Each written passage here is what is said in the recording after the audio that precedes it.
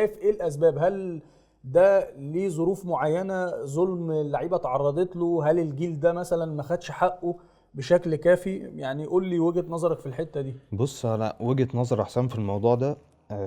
لان زي ما انت بتقول ناس كتيرة بتسألنا والجيل ده ومش عارف ايه والكلام ده كله. احنا الجيل ده كان طالع من 2000 يمكن من 2007 لما كنا مع كابتن ربيع منتخب الشباب. بعد كده لعبنا افريقيا مع مع سكوب. سكوب. بعد كده كملنا كاس عالم. بعد كده منتخب اولمبي مع كابتن هاني. الحاجة اللي كانت بتضايقني، آه، ان انت لو شفت كابتن ضياء عمل ايه مع المنتخب بتاعه. دي اللي انا ضايقتني من كابتن هاني. فاهم؟